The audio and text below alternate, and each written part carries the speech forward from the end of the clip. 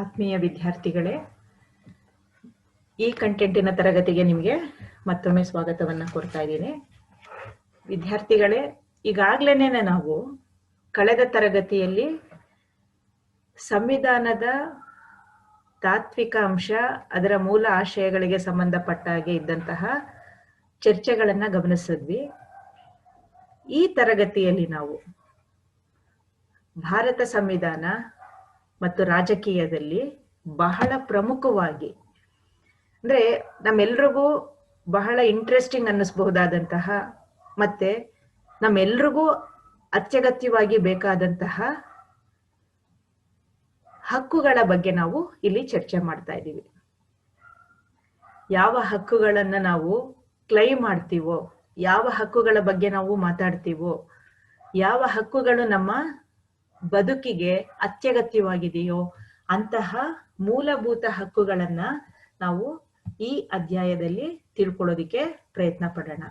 ನನ್ನ ಹೆಸರು ವನಜಾ ಅಂತ ಅಂದ್ಬಿಟ್ಟು ಸರ್ಕಾರಿ ಕಲಾ ಕಾಲೇಜಿನಲ್ಲಿ ನಾವು ಕೆಲಸ ಮಾಡ್ತಾ ಇದ್ದೀನಿ. ಸೊ ವಿದ್ಯಾರ್ಥಿಗಳೇ, students, today we are discussing about the fundamental rights. So let us be discussion very important and interesting part of our constitution, that is fundamental rights. Today we are focusing what is fundamental rights, what are the nature of fundamental rights. Article 12 to 35, Article 12 to 35 of Indian Constitution deals with fundamental rights. These rights covers right to life, right to dignity, right to education, etc. All are come under in fundamental rights. All are come under in fundamental rights. Fundamental rights covers right to life, right to dignity, right to education. So these are all rights are necessary for the development of a human being. Dear student, today we are discussing about the fundamental rights. First we try to understand what is fundamental right. What is fundamental rights? If we know the fundamental rights is a basic human rights. It is a basic human rights enforceable by the court. Enforceable by the court. ವಿದ್ಯಾರ್ಥಿಗಳೇ, ಇಲ್ಲಿ ನಿಮಗೆ ಮೂಲಭೂತ ಹಕ್ಕುಗಳನ್ನ ನಾವು ಚರ್ಚೆ ಮಾಡ್ತಾ ಇದ್ದೀವಿ. ಮೂಲಭೂತ ಹಕ್ಕುಗಳು ಬಹಳ ಪ್ರಮುಖವಾದಂತಹ ಒಂದು ಅತ್ಯಗತ್ಯವಾದಂತಹ ಯಾವ ಪ್ರಜಾಸತ್ತಾತ್ಮಕ ವ್ಯವಸ್ಥೆಯ ಒಂದು ಬಹಳ ಪ್ರಮುಖವಾಗಿ ಇರಬಹುದಾದಂತಹ ಒಂದು ಹಕ್ಕುಗಳು ಅಂತಂದ್ರೆ ಮೂಲಭೂತ ಹಕ್ಕಾಗಿರುತ್ತೆ. ಸೊ ಇಲ್ಲಿ ನಮ್ಗೆ ನಮ್ಮ ಸಂವಿಧಾನ ತನ್ನ ಆರ್ಟಿಕಲ್ 12ರಿಂದ 35ನೇ ವಿಧಿಗಳು, ಭಾರತ ಸಂವಿಧಾನದ 12ರಿಂದ 35ನೇ ವಿಧಿಗಳು ನಮಗೆ ಮೂಲಭೂತ ಹಕ್ಕುಗಳ ಬಗ್ಗೆ ಬೆಳಕನ್ನ ಚೆಲ್ತಾ ಹೋಗುತ್ತೆ. ಈ ಮೂಲಭೂತ ಹಕ್ಕುಗಳಲ್ಲಿ ಬಹಳ ಪ್ರಮುಖವಾಗಿ ನಾವು ನಮ್ಮ ಜೀವನಕ್ಕೆ, ಅಂದ್ರೆ ರೈಟ್ ಟು ಲೀವ್ ಅಂತ ಏನ್ ಕರಿತೀವಲ್ಲ, ಆ ಬದುಕಿಗೆ ಸಂಬಂಧಪಟ್ಟ ಹಾಗೆ, ಜೀವನಕ್ಕೆ ಸಂಬಂಧಪಟ್ಟ ಆಗಿರ್ಬೋದು, ನಮ್ಮ ಗೌರವಕ್ಕೆ ಸಂಬಂಧಪಟ್ಟ ಹಾಗೆ ಇರ್ಬೋದು, ನಮ್ಮ ಶಿಕ್ಷಣಕ್ಕೆ ಸಂಬಂಧಪಟ್ಟ ಹಾಗೆ ಇರ್ಬೋದು, ಈ ತರದ ಅನೇಕ ಹಕ್ಕುಗಳನ್ನ ನಮ್ಗೆ ಒದಗಿಸುವಂತಹದ್ರ ಮೂಲಕ ನಮ್ಮ ಒಂದು ಬೆಳವಣಿಗೆಗೆ, ಪ್ರಜಾಪ್ರಭುತ್ವದ ಬೆಳವಣಿಗೆಗೆ ಅದನ್ನ ಸಶಕ್ತಗೊಳಿಸುವಂತಹ ನಿಟ್ಟಿನಲ್ಲಿ ಸಂವಿಧಾನ ಪ್ರಯತ್ನ ಪಟ್ಕೊಂಡು ಬಂದಿರುವಂತಹದನ್ನ ನಾವು ನೋಡ್ತಾ ಹೋಗ್ತೀವಿ. ಸೊ ಇಲ್ಲಿ ನಮ್ಗೆ ಇದ್ರ ಜೊತೆಗೆ ನಮ್ಗೆ ಬಹಳ ಪ್ರಮುಖವಾಗಿ ನಾವು ಇದನ್ನ ಅರ್ಥ ಮಾಡ್ಕೊಳ್ಳೋದಕ್ಕಿಂತ ಮುಂಚೆ ನಮ್ಮ ಫಂಡಮೆಂಟಲ್ ರೈಟ್ಸಿನ ಅಡಿಯಲ್ಲಿ ಬರಬಹುದಾದಂತಹ ಮೂಲಭೂತ ಹಕ್ಕುಗಳಿಗೆ ಸಂಬಂಧಪಟ್ಟ ಹಾಗೆ ಅದರ ಒಂದು ಸ್ವರೂಪವನ್ನ ನಾವು ತಿಳ್ಕೊಳ್ಳುವಂತಹ ಪ್ರಯತ್ನ ಮಾಡ್ತಾ ಹೋಗ್ಬೇಕಾಗತ್ತೆ. ಮೂಲಭೂತ ಹಕ್ಕುಗಳಿಗೆ ಸಂಬಂಧಪಟ್ಟ ಹಾಗೆ ಅದರ ಪ್ರಮುಖ ಸ್ವರೂಪ ಅಂತಂದಾಗ the important nature of fundamental rights, we know right are common claims. It is a common claims of the people which every civilized society recognize as essential claim for their development and which are therefore enforced by the state. Rights are those conditions of social life without which no man can seek in general to be himself at his best, according to Lasky. Rights are legal, social, or ethical principles of freedom and entitlement.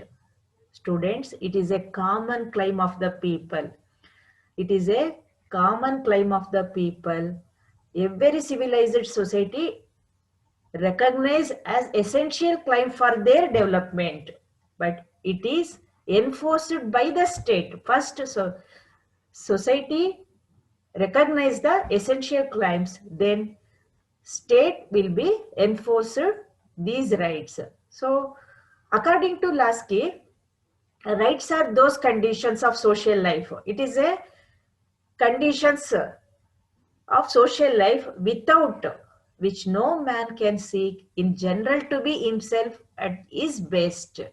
And it is also legal, social, ethical principles of freedom or entitlement. ವಿದ್ಯಾರ್ಥಿಗಳೇ, ಮೂಲಭೂತ ಹಕ್ಕುಗಳು ಅನ್ನುವಂತಹದ್ದು ಒಂದು ನಾಗರಿಕ ಸಮಾಜ ಗುರುತಿಸಿರುವಂತಹ ಮತ್ತೆ ಒಬ್ಬ ನಾಗರಿಕನ ಬೆಳವಣಿಗೆಗೆ ಬೇಕಾದಂತಹ ಒಂದು ಅಗತ್ಯಾಂಶವಾಗಿದ್ದು, ಅಂತಹ ಅಗತ್ಯಾಂಶಗಳನ್ನ ಒಂದು ರಾಜ್ಯ ಗುರುತಿಸಿ ಕಾರ್ಯಾಚರಣೆಗೊಳಿಸ್ತಾ ಹೋಗುವಂತಹದ್ದನ್ನ ನಾವು ರೈಟ್ಸ್ ಅಂತ ಕರಿತೀವಿ. ಅಂದ್ರೆ ಸಾಮಾನ್ಯವಾಗಿ ಸಾರ್ವತ್ರಿಕವಾಗಿ ಅನ್ವಯವಾಗಬಹುದಾದಂತಹ ಒಂದು ನಾಗರಿಕ ಸಮಾಜದಿಂದ ಗುರುತಿಸಲ್ಪಟ್ಟಂತಹ ಒಂದು ಸಮಾಜದ ಬೆಳವಣಿಗೆಗೆ ಅಗತ್ಯವಾಗಿ ಬೇಕಾದಂತಹ ಒಂದು ಸಂಗತಿಯಾಗಿರೋದನ್ನ ನೋಡ್ತಾ ಹೋಗ್ತೀವಿ.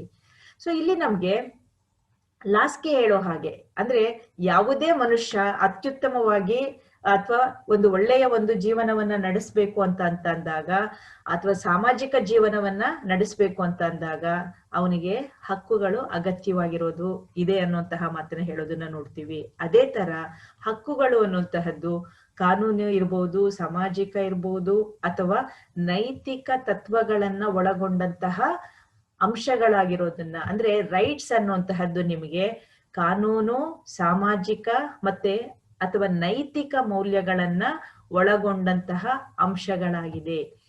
ಸೊ ಇಲ್ಲಿ ಹಕ್ಕುಗಳು ಅನ್ನುವಂತಹದ್ದು ಇದು these are justiciable because it's enforceable through courts.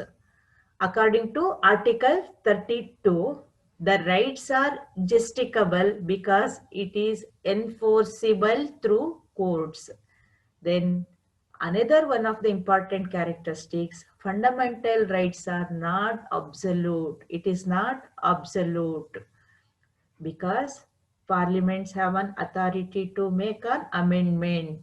It is not a fundamental rights are not absolute. The limit and authority of the central and state government. They limit the authority of the central and state government. Then they can be suspended during emergency. Then they can be suspended during emergency. ವಿದ್ಯಾರ್ಥಿಗಳೇ, ನಿಮಗೆ ಮೂಲಭೂತ ಹಕ್ಕು ಸಂವಿಧಾನಬದ್ಧ ಹಕ್ಕಾಗಿದೆ. ಮತ್ತೆ ಇದನ್ನ ನಾವು ನ್ಯಾಯಾಂಗದ ಮೂಲಕ ನಮ್ಮ ಹಕ್ಕುಗಳಿಗೆ ಏನಾದ್ರೂ ಧಕ್ಕೆ ಆಗತ್ತೆ ಅನ್ನೋದಾದರೆ ಅದನ್ನ ನಾವು ನ್ಯಾಯಾಂಗದ ಮೂಲಕ ಜಾರಿಗೊಳಿಸೋದಿಕ್ಕೆ ಸಾಧ್ಯ ಇದೆ. ಆದರೆ ಮೂಲಭೂತ ಹಕ್ಕುಗಳು ಅದು ಏನಾಗಿರುತ್ತೆ ಅಂತಂದ್ರೆ ಅಬ್ಸಲ್ಯೂಟ್ ಸಮಗ್ರವಾಗಿರತ್ತೆ ಅಂತ ಅಲ್ಲ, ಅದು ಪ್ರಶ್ನಾತೀತ ಅಲ್ಲ ಅನ್ನುವಂತಹ ಒಂದು ಪರಿಕಲ್ಪನೆಯಲ್ಲ. ಯಾಕೆ ಅಂತಂದ್ರೆ ಇದಕ್ಕೆ ಸಂಬಂಧಪಟ್ಟ ಹಾಗೆ ಇದನ್ನ ಮಿತಿಗೆ ಒಳಪಡಿಸಬಹುದಾದಂತಹ ಅಧಿಕಾರ ಕೇಂದ್ರ ಮತ್ತೆ ರಾಜ್ಯ ಸರ್ಕಾರಗಳಿಗೆ ಇರುವಂತಹದ್ದನ್ನ ನಾವು ನೋಡ್ತಾ ಹೋಗ್ತೀವಿ. ಇದನ್ನ ಮಿತಿಗೆ ಒಳಪಡಿಸಬಹುದಾದಂತಹ ಅಧಿಕಾರ ಕೇಂದ್ರ ಮತ್ತೆ ರಾಜ್ಯಕ್ಕೆ ಇರೋದನ್ನ ನೋಡ್ತಾ ಹೋಗ್ತೀವಿ. ಮತ್ತೆ ತುರ್ತು ಪರಿಸ್ಥಿತಿಯ ಸಂದರ್ಭದಲ್ಲಿ ಇದನ್ನ ವಜಾಗೊಳಿಸುವ ಅಧಿಕಾರ, ತುರ್ತು ಪರಿಸ್ಥಿತಿಯ ಸಂದರ್ಭದಲ್ಲಿ ಇದನ್ನ ವಜಾಗೊಳಿಸುವ ಅಧಿಕಾರ ಇರುವಂತಹದ್ದನ್ನ ನಾವು ನೋಡ್ತಾ ಹೋಗ್ಬೋದು. ಸೊ ಅದೇ ತರ ಇದಕ್ಕೆ ಸಂಬಂಧಪಟ್ಟ ಹಾಗೆ ನಮ್ಗೆ ಅಂದ್ರೆ right to property was amended by 44th amendment of the constitution. ಇಲ್ಲಿ ನಮ್ಗೆ ಇದಕ್ಕೊಂದು ಉದಾಹರಣೆ ಅಂತಂದ್ರೆ ನಮ್ಮ ಆಸ್ತಿಯ ಹಕ್ಕಿನ ಮೇಲೆ ಆದಂತಹ ಒಂದು ತಿದ್ದುಪಡಿಯನ್ನ ನಾವು ಗಮನಿಸಬಹುದಾಗಿದೆ. ಸೊ ಇಲ್ಲಿ ನಮಗೆ ಈ ಮೂಲಭೂತ ಹಕ್ಕುಗಳ ಅಡಿಯಲ್ಲಿ ನಾವು ಅದು ಪ್ರಮುಖವಾಗಿ ಸಾಮಾಜಿಕ, ಆರ್ಥಿಕ ಮತ್ತೆ ಕಾನೂನು, ನೈತಿಕ ಅಂಶಗಳನ್ನ ಒಳಗೊಂಡಿರುವಂತಹದ್ದನ್ನ ನೋಡ್ತಾ ಹೋಗ್ತೀವಿ. ಅದೇ ತರ ಮೂಲಭೂತ ಹಕ್ಕುಗಳು ಮನುಷ್ಯನ, ಮಾನವನ ವ್ಯಕ್ತಿಯ ವ್ಯಕ್ತಿತ್ವದ ವಿಕಸನಕ್ಕೆ ಬೇಕಾಗುವಂತಹ ಒಂದು ಚೌಕಟ್ಟನ್ನ ಒದಗಿಸುವಂತಹ ಪ್ರಯತ್ನ ಮಾಡಿರೋದನ್ನ ನೋಡ್ತಾ ಹೋಗ್ತೀವಿ. ಅದೇ ತರ ನಮ್ಗೆ ಪ್ರಜಾಪ್ರಭುತ್ವದ ಮೌಲ್ಯಗಳನ್ನ, ಸಮಾನತೆಯ ಮೌಲ್ಯವನ್ನ ಎತ್ತಿಡಿಯುವಂತಹ ಪ್ರಯತ್ನವನ್ನ ನಮ್ಮ ಮೂಲಭೂತ ಹಕ್ಕುಗಳು ಮಾಡಿರುವಂತಹದ್ದನ್ನ ನೋಡ್ತಾ ಹೋಗ್ತೀವಿ. ಅದರ ಸ್ವರೂಪವನ್ನ ನಾವು ನೋಡ್ತಾ ಹೋಗ್ತೀವಿ. ಅದೇ ತರ ನಮ್ಮ ಸಂವಿಧಾನದಲ್ಲಿ, ಭಾರತದ ಸಂವಿಧಾನದಲ್ಲಿ ಮೂಲಭೂತ ಹಕ್ಕುಗಳನ್ನ ನಾವು ಪ್ರಮುಖವಾಗಿ 2 ಭಾಗಗಳಾಗಿ ನಾವು ವಿಂಗಡಿಸ್ತಾ ಹೋಗ್ಬೋದು. There are 2 category. One is all fundamental rights are applicable to all. There is no difference between Indians and foreigners. ಕೆಲವು ಮೂಲಭೂತ ಹಕ್ಕುಗಳು ಎಲ್ಲರಿಗೂ ಅನ್ವಯ ಆಗತ್ತೆ, ಭಾರತೀಯರಿಗಿರ್ಬೋದು ಅಥವಾ ವಿದೇಶಿಯರಿಗಿರ್ಬೋದು. ಉದಾಹರಣೆ, for example, equal before the law, right to against exploitation, religious right, these are all applicable to Indians and foreigners. ಕೆಲವು ಮೂಲಭೂತ ಹಕ್ಕುಗಳು ಭಾರತೀಯರಿಗೆ ಮತ್ತೆ ವಿದೇಶಿಯರಿಗೆ ಅನ್ವಯ ಆಗತ್ತೆ ಅಂತ ಹೇಳಿದವದೇ. ಇದರಲ್ಲಿ ನಾವು 2 ಕ್ಯಾಟಗರಿ ಅಂತ ಹೇಳ್ತೀವಿ. ಅದರಲ್ಲಿ ನಮ್ಗೆ ಕಾನೂನಿನ ಮುಂದೆ ಎಲ್ಲರೂ ಸಮಾನರು ಅನ್ನುವಂತಹದ್ದು, equal protection of the law ಅನ್ನುವಂತಹದ್ದು ಇರ್ಬೋದು, ಶೋಷಣೆಯ ವಿರುದ್ಧದ ರಕ್ಷಣೆ ಇರ್ಬೋದು, ಧಾರ್ಮಿಕ ಹಕ್ಕು ಇರ್ಬೋದು. ಇವೆಲ್ಲವೂ ಸಹ ಭಾರತೀಯರು ಮತ್ತೆ ವಿದೇಶಿಯರಿಗೆ ಅನ್ವಯ ಆಗ್ತಾ ಹೋಗೋದನ್ನ ನೋಡ್ತಾ ಹೋಗ್ತೀವಿ. ಕೆಲವು ಮೂಲಭೂತ ಹಕ್ಕುಗಳು, some fundamental rights are apply only for Indians. Some fundamental rights, for example, right to freedom. For example, right to freedom. For example, right to cultural right, cultural and educational rights. Then right to education. These are all only for apply for only Indians, not for the foreigners. ಇಲ್ಲಿ ಕೆಲವು ಮೂಲಭೂತ ಹಕ್ಕುಗಳು ಭಾರತೀಯರಿಗೆ ಮಾತ್ರ ಅನ್ವಯ ಆಗತ್ತೆ, ಅದು ಬೇರೆಯವ್ರಿಗೆ ಅನ್ವಯ ಆಗೋಲ್ಲ. ಉದಾಹರಣೆಗೆ ನಮ್ಗೆ ಅಂತಂದ್ರೆ ವಾಕ್ ಸ್ವಾತಂತ್ರ್ಯ ಇರ್ಬೋದು, ರೈಟ್ ಅಂದ್ರೆ ನಮ್ಮ ಅಭಿವ್ಯಕ್ತಿ ಸ್ವಾತಂತ್ರ್ಯ ಇರ್ಬೋದು, ಸಭೆ ಸೇರುವ ಸ್ವಾತಂತ್ರ್ಯ ಇರ್ಬೋದು, ಸಂಘ ಸಂಸ್ಥೆಗಳನ್ನ ರಚನೆ ಮಾಡ್ಕೊಳ್ಳುವಂತ ಈ ಎಲ್ಲಾ ಹಕ್ಕುಗಳು ಕೇವಲ ಭಾರತೀಯರಿಗೆ ಮಾತ್ರ ಅನ್ವಯ ಆಗುವಂತಹದನ್ನ ನಾವು ನೋಡ್ತಾ ಹೋಗ್ತೀವಿ.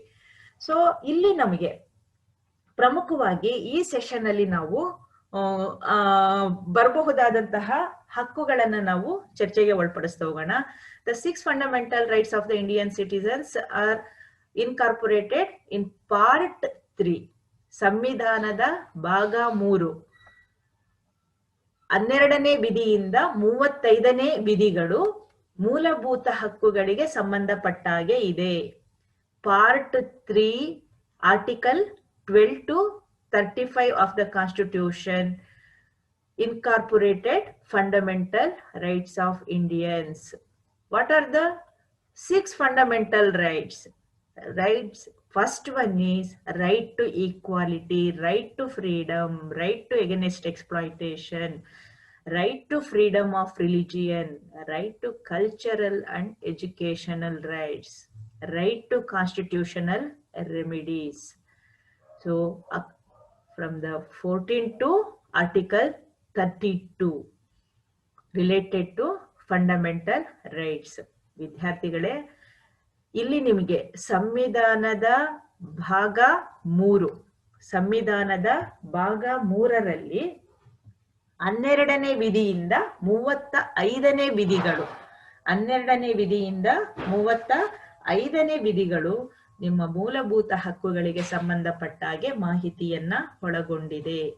ಇಲ್ಲಿ ನಮಗೆ ಇದರಲ್ಲಿ ಪ್ರಮುಖವಾಗಿ ನಾವು ನೋಡುವಂತಹದ್ದು, ಮೊದಲನೆಯದಾಗಿ 14ರಿಂದ 18ನೇ ವಿಧಿ ಸಮಾನತೆಯ ಹಕ್ಕನ್ನ ಒಳಗೊಂಡಿದೆ. 19ರಿಂದ 22ನೇ ವಿಧಿ ಸ್ವಾತಂತ್ರ್ಯದ ಹಕ್ಕನ್ನ ಒಳಗೊಂಡಿದೆ. 23ರಿಂದ 24ನೇ ವಿಧಿ ಶೋಷಣೆಯ ವಿರುದ್ಧದ ಹಕ್ಕನ್ನ ಒಳಗೊಂಡಿದೆ. 25ರಿಂದ 28ನೇ ವಿಧಿ ಧಾರ್ಮಿಕ ಹಕ್ಕನ್ನ ಒಳಗೊಂಡಿದೆ.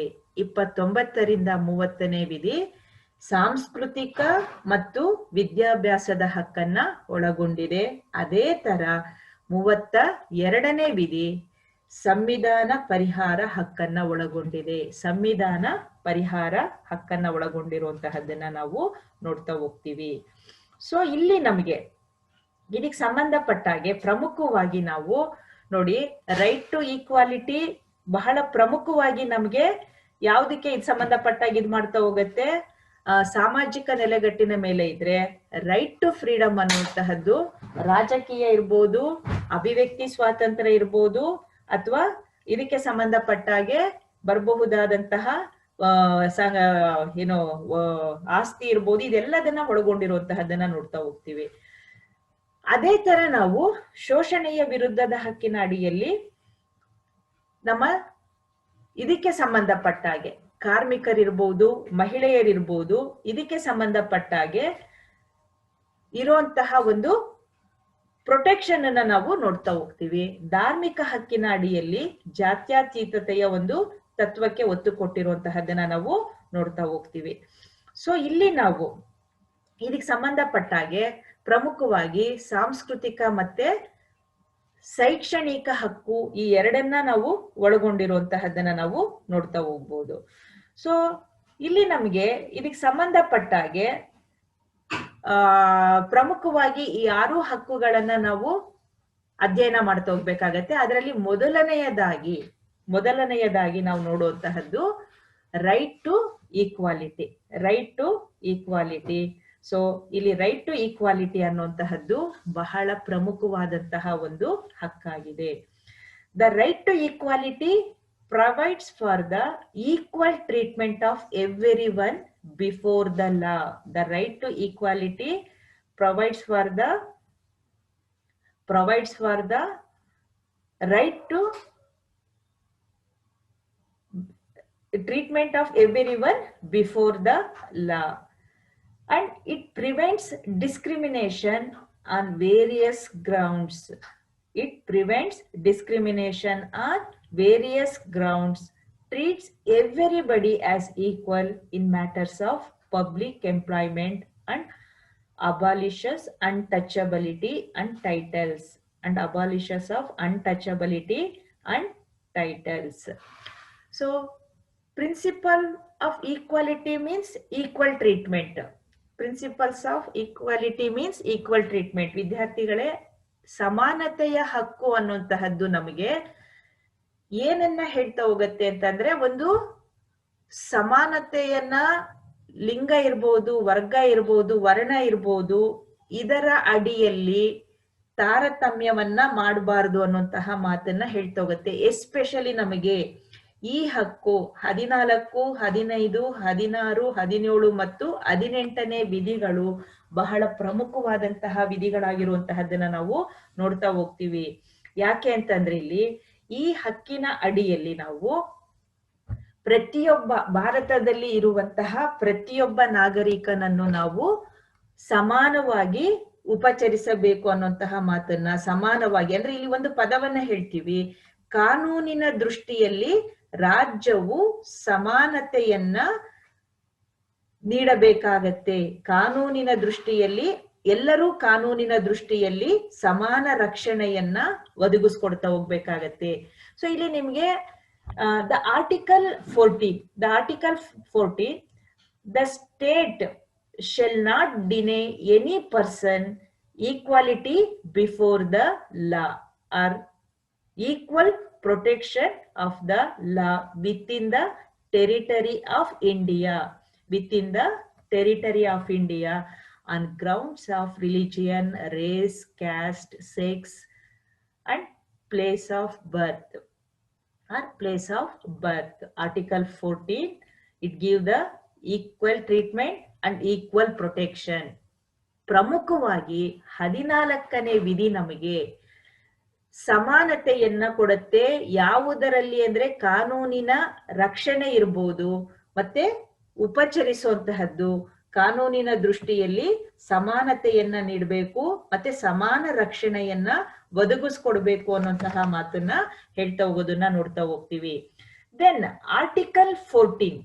Article 14, no citizen shall on grounds only of race, religion, caste, place of birth, or sex, or any of them be a subject to any liability, disability, restrictions, or conditions with respect of access to public places. Access to public places. The state shall not discriminate against any citizen on grounds only of religion, race, caste, sex, place of birth, or any of them. Article 15 ಬಹಳ ಪ್ರಮುಖವಾಗಿರುವಂತಹದ್ದು. ಯಾಕೆ ಅಂತಂದ್ರೆ, so ಇದು ಧರ್ಮ ಇರ್ಬೋದು, ಜಾತಿ ಇರ್ಬೋದು, ವರ್ಗ ಇರ್ಬೋದು, ವರ್ಣದ ಆಧಾರ, ಜನ್ಮಸ್ಥಳ ಇರ್ಬೋದು, ಇದರ ಆಧಾರದ ಮೇಲೆ ಪಕ್ಷಪಾತ ಮಾಡಬಾರದು ಅನ್ನುವಂತಹ ಮಾತನ್ನ ಹೇಳ್ತಾ ಹೋಗುತ್ತೆ. ಪಕ್ಷಪಾತ ಮಾಡಬಾರದು ಅನ್ನುವಂತಹ ಮಾತನ್ನ ನಿಮ್ಗೆ ಆರ್ಟಿಕಲ್ 15 ಹೇಳ್ತಾ ಹೋಗುವಂತಹದ್ದನ್ನ ನಾವು ನೋಡ್ತಾ ಹೋಗ್ತೀವಿ. ಸೊ ಇಲ್ಲಿ ನಾವು ಅಂಗಡಿಗಳಿರ್ಬೋದು, ಪಾರ್ಕ್ಗಳಿರ್ಬೋದು, ಪಬ್ಲಿಕ್ ಪ್ಲೇಸ್ ಅಂತ ಏನ್ ಕರಿತಾ ಹೋಗ್ತೀವಲ್ಲ, ರಸ್ತೆಗಳಿರ್ಬೋದು, ಉದ್ಯಾನವನಗಳಿರ್ಬೋದು, ಸೊ ಇವುಗಳನ್ನ ಉಪಯೋಗಿಸೋದಿಕ್ಕೆ ನಾವು ಯಾವುದೇ ತರದ ಒಂದು ರಿಸ್ಟ್ರಿಕ್ಷನ್ ಅನ್ನ ಹಾಕೋದಿಕ್ಕೆ ಈ ಹೆಸರಿನ ಮೇಲೆ, ಯಾವುದರಲ್ಲಿ ಜಾತಿ ಇರ್ಬೋದು, ಧರ್ಮ ಅಥವಾ ಹುಟ್ಟಿನ ಸ್ಥಳ, ಇದರ ಆಧಾರದ ಮೇಲೆ ನಾವು ಅದನ್ನ ನಿರಾಕರಿಸೋದಿಕ್ಕೆ ಬರೋದಿಲ್ಲ, ಅಸಮಾನತೆಯನ್ನ ತೋರ್ಸೋದಿಕ್ಕೆ ಬರೋದಿಲ್ಲ ಅನ್ನುವಂತಹ ಮಾತನ್ನ ಹೇಳ್ತಾ ಹೋಗುತ್ತೆ. ಸೊ ಅದೇ ತರ ನಿಮ್ಗೆ according to article 16, article 16, according to this act, there shall be equality of opportunity. There shall be equality of opportunity for all citizens in matter relating to employment or appointment to any office under the state. Any office under the state. These article, there shall provides equal opportunity for all citizens relating to employment. So equality in matters of public employment. 16ನೇ ವಿಧಿ ಅನ್ನುವಂತಹದ್ದು ನಮಗೆ ಸರ್ಕಾರಿ ಸೇವೆಗಳನ್ನ ಸೇರೋದಿಕ್ಕೆ ಎಲ್ಲರಿಗೂ ಸಮಾನ ಅವಕಾಶ, ಸರ್ಕಾರಿ ಸೇವೆಗಳನ್ನ ಸೇರೋದಿಕ್ಕೆ ಎಲ್ಲರಿಗೂ ಸಮಾನವಾದಂತಹ ಒಂದು ಅವಕಾಶವನ್ನ ಕೊಟ್ಟಿದೆ. ಇಲ್ಲಿ ಧರ್ಮ ಇರ್ಬೋದು, ಕುಲ, ಜಾತಿ, ಇದನ್ನ ಆಧಾರವಾಗಿಟ್ಕೊಂಡು ಸಾರ್ವಜನಿಕ ಸೇವೆಯಲ್ಲಿ ತಾರತಮ್ಯವನ್ನ ಮಾಡೋ ಹಾಗಿಲ್ಲ. ಸಾರ್ವಜನಿಕ ಸೇವೆಯಲ್ಲಿ ತಾರತಮ್ಯವನ್ನ ಮಾಡೋದಿಕ್ಕೆ ಬರೋದಿಲ್ಲ ಅಂತ ಹೇಳ್ತಾ ಹೋಗುತ್ತೆ. ಇನ್ನು article 17, abolition of untouchability. Article 17, abolition of untouchability. Article ನಿಮಗೆ 16ನೇ ವಿಧಿ ಅನ್ನುವಂತಹದ್ದು. ಸೊ ನಿಮಗೆ ಇದಕ್ಕೆ ಸಂಬಂಧಪಟ್ಟಾಗೆ ಅಂದ್ರೆ ಅಸ್ಪೃಶ್ಯತೆಯನ್ನ ನಿವಾರಿಸುವಂತಹ ಪ್ರಯತ್ನ ಮಾಡ್ತಾ ಹೋಗುತ್ತೆ. ಅಸ್ಪೃಶ್ಯತೆಯನ್ನ ನಿವಾರಿಸುವಂತಹ ಪ್ರಯತ್ನ ಮಾಡ್ತಾ ಹೋಗುತ್ತೆ. ಸೊ ಇಲ್ಲಿ ನಮ್ಗೆ ಗೊತ್ತಿರೋ ಹಾಗೆ ಈ ವಿಧಿ ಅನ್ನುವಂತಹದ್ದು ಯಾಕೆ ನಮ್ಗೆ ಪ್ರಮುಖವಾಗ್ತಾ ಹೋಗುತ್ತೆ ಅಂತಂದ್ರೆ, ಯಾಕೆ ಪ್ರಮುಖವಾಗ್ತಾ ಹೋಗುತ್ತೆ ಅಂತಂದ್ರೆ, ಸೊ ನಮ್ಮ ಸಮಾಜದಲ್ಲಿ ನಾವ್ ಈಗಾಗ್ಲೇನೆ ಬಹಳ ವರ್ಷಗಳಿಂದ ನೋಡ್ಕೊಂಡ್ ಬಂದಾಗೆ ಅಸ್ಪೃಶ್ಯತೆ ಅನ್ನುವಂತಹದ್ದು ಬಹಳ ದೊಡ್ಡ ಪಿಡುಗಾಗಿದ್ದನ್ನ ನಾವು ನೋಡ್ತಾ ಹೋಗ್ತೀವಿ. ಈ ನಿಟ್ಟಿನಲ್ಲಿ ಇದನ್ನ ನಿವಾರಿಸುವಂತಹ ನಿಟ್ಟಿನಲ್ಲಿ ಈ ಆರ್ಟಿಕಲ್ 17 ಅನ್ನುವಂತಹದ್ದು ಬಹಳ ಪ್ರಮುಖವಾದಂತಹ ಒಂದು ವಿಧಿಯಾಗಿರುತ್ತೆ. It is untouchability is abolished in all forms. Any disability arising out of untouchability is made an offense. It is made an offense. ಅದು ಅಸ್ಪೃಶ್ಯತೆಯನ್ನ, ಜಾತಿಯನ್ನ ಇಟ್ಕೊಂಡು ಅಸ್ಪೃಶ್ಯತೆಯನ್ನ ಅಳಿಸಿ ಅದರ ಆಚರಣೆಯನ್ನ ತಡಿಬೇಕು ಅಂತ ಹೇಳ್ತಾ ಹೋಗುತ್ತೆ. ಅಸ್ಪೃಶ್ಯತೆ ಪದಕ್ಕೆ ನಮ್ಗೆ ಸರಿಯಾದಂತಹ ಒಂದು ಅರ್ಥ ವಿವರಣೆ ನೀಡದಿದ್ರು ಜಾತಿಯ ಆಧಾರದ ಮೇಲೆ ಮೇಲು ಮತ್ತೆ ಕೀಳು ಅನ್ನುವಂತಹ ಭಾವನೆಯನ್ನ ನಿವಾರಿಸಬೇಕು ಅನ್ನುವಂತಹ ಇದನ್ನ ಇದು ಹೇಳ್ತಾ ಹೋಗುತ್ತೆ. ಅದೇ ತರ ನಿಮ್ಗೆ ಆರ್ಟಿಕಲ್ 18, 18ನೇ ವಿಧಿ. According to this article, the state shall not confer any titles except those which are academic or military titles. The state shall not confer any titles except those which are academic or military titles. The article also prohibits citizen of India from accepting any titles from foreign state. Any titles from foreign state. The article abolishes the title that were awarded by the British, such as Raj Bahadur, Khan, Bahadur, etc. But awards like Padma Shri, Padma Bhushana, Padma Vibhushana, Bharata Ratna, and like some Ashoka Chakra, Paramavira Chakra do not belonging to these category. Award like Padma Shri, Padma Bhushana, Padma Vibhushana. These titles do not belong to these category. The article 18 abolition of the title. ನಿಮ್ಮ 18ನೇ ವಿಧಿಯ ಪ್ರಕಾರ military ಇರ್ಬೋದು, ಶೈಕ್ಷಣಿಕ ವಿಷಯಗಳಿಗೆ ಸಂಬಂಧಪಟ್ಟಂತಹ ಬಿರುದುಗಳನ್ನ ಹೊರತುಪಡಿಸಿ ಬೇರೆ ಯಾವುದೇ ತರದ ಬಿರುದುಗಳನ್ನ ಅಥವಾ ಪ್ರಶಸ್ತಿಗಳನ್ನ ನಿರಾಕರಿಸಿರುವಂತಹದ್ದನ್ನ ನಾವು ನೋಡ್ತಾ ಹೋಗ್ತೀವಿ. ಸೊ ಇಲ್ಲಿ ನಮ್ಗೆ ಅಂದ್ರೆ ಪ್ರಮುಖವಾಗಿ ನಾವು ನೋಡುವಂತಹದ್ದು ರಾಜ್ ಬಹದ್ದೂರ್ ಇರ್ಬೋದು, ಖಾನ್ ಇರ್ಬೋದು, ಬಹದ್ದೂರ್ ಅನ್ನುವಂತಹ ಕೆಲವೊಂದು ಟೈಟಲ್, ಜಮೀನ್ದಾರ್ ಇರ್ಬೋದು, ಈ ತರದ ಕೆಲವೊಂದು ಬಿರುದುಗಳನ್ನ ನಿವಾರಿಸುವಂತಹ ಪ್ರಯತ್ನವನ್ನ ಈ ವಿಧಿ ಮಾಡಿತ್ತೆ. ಅದೇ ತರ ವಿದೇಶಿ ರಾಷ್ಟ್ರಗಳಿಂದ ಪಡ್ಕೊಳ್ಬಹುದಾದಂತ ಎಕ್ಸೆಪ್ಟ್ ಅಂದ್ರೆ ಶಿಕ್ಷಣವನ್ನ ಹೊರತುಪಡಿಸಿ ಮತ್ತೆ ಮಿಲಿಟರಿಯಲ್ಲಿ ಕೊಡಬಹುದಾದಂತಹ ಪದ್ಮಶ್ರೀ, ಪದ್ಮಭೂಷಣ ಈ ಪ್ರಶಸ್ತಿಗಳನ್ನ ಹೊರತುಪಡಿಸಿ ಬೇರೆ ಪ್ರಶಸ್ತಿಗಳನ್ನ ಪಡ್ಕೊಳ್ಳೋದಿಕ್ಕೆ ಅವಕಾಶವನ್ನ ನೀಡಿಲ್ಲ. ಅಂದ್ರೆ ಬಿರುದುಗಳನ್ನ ಮಿಲಿಟರಿ ಅಥವಾ ಶೈಕ್ಷಣಿಕ ವಿಷಯಗಳಿಗೆ ಸಂಬಂಧಪಟ್ಟಂತಹ ಬಿರುದುಗಳನ್ನ ಬಿಟ್ಟು ಬೇರೆ ಬಿರುದುಗಳನ್ನ ಕೊಡೋ ಹಂತಿಲ್ಲ ಅನ್ನುವಂತಹದ್ದು ಈ ವಿಧಿಯ ಒಂದು ಪ್ರಮುಖ ತಾತ್ಪರ್ಯ. ಸೊ ವಿದ್ಯಾರ್ಥಿಗಳೇ, ನಮಗೆ ಇಲ್ಲಿ ನಾವು ಪ್ರಮುಖವಾಗಿ ಈ ಸಮಾನತೆಯ ಹಕ್ಕಿನ ಅಡಿಯಲ್ಲಿ ಒಟ್ಟು ನಾವು 14ರಿಂದ 18 ಇಷ್ಟು ವಿಧಿಗಳನ್ನ ನಾವು ನೋಡ್ತಾ ಬಂದಾಗ ಪ್ರಮುಖವಾಗಿ ನಮ್ಗೆ ಇದೊಂದು ನಮ್ಮ ಸಾಮಾಜಿಕ ನೆಲೆಗಟ್ಟಿನ ಅಡಿಯಲ್ಲಿ ಹೇಗೆ ರೂಪುಗೊಳ್ತಾ ಬಂತು, ಸೊ ಅದಕ್ಕೆ ಸಂಬಂಧಪಟ್ಟ ಹಾಗೆ ಕಾನೂನುಗಳ ಮೂಲಕ ಜಾತಿಯ ಆಚರಣೆಯನ್ನ ಹೇಗೆ ನಿರ್ಬಂಧಕ್ಕೆ ಒಳಪಡಿಸ್ತಾ ಬಂತು ಅನ್ನುವಂತಹದ್ದನ್ನ ನಾವು ನೋಡ್ತಾ ಹೋಗ್ತೀವಿ. ಸೊ ಇಲ್ಲಿ ನಿಮ್ಗೆ ಸಮಾನತೆಯ ಹಕ್ಕಿನ ಅಡಿಯಲ್ಲಿ ನೀವು ಸಾಮಾಜಿಕ ನ್ಯಾಯವನ್ನ ಗುರುಸುವಂತಹ ಪ್ರಯತ್ನ ಮಾಡ್ತಾ ಹೋಗ್ಬೋದಾಗತ್ತೆ. ಸಮಾನತೆಯ ಹಕ್ಕಿನ ಅಡಿಯಲ್ಲಿ ನಿಮಗೆ ಸಮಾನ ಅವಕಾಶಗಳನ್ನ ನೀವು ಗುರುತಿಸುವಂತ ಪ್ರಯತ್ನವನ್ನ ಮಾಡ್ತಾ ಹೋಗ್ಬೋದು. ಸಮಾನತೆಯ ಹಕ್ಕಿನ ಅಡಿಯಲ್ಲಿ ನಾವು ಕಾನೂನು ಹೇಗೆ ಎಲ್ಲರಿಗೂ ಸಮಾನವಾದಂತಹ ಅವಕಾಶಗಳನ್ನ ಹೇಗೆ ಕೊಡ್ತಾ ಹೋಗುತ್ತೆ ಅನ್ನುವಂತಹದ್ದನ್ನ ನಾವು ಇದರಲ್ಲಿ ಚರ್ಚೆಗೆ ಒಳಪಡಿಸೋದಿಕ್ಕೆ ಸಾಧ್ಯ ಇದೆ. ಸೊ ಇಲ್ಲಿ ನಿಮಗೆ ಸಮಾನತೆ ಹಕ್ಕಿಗೆ ಸಂಬಂಧಪಟ್ಟಂತಹ ಪರಿಕಲ್ಪನೆ ಅಥವಾ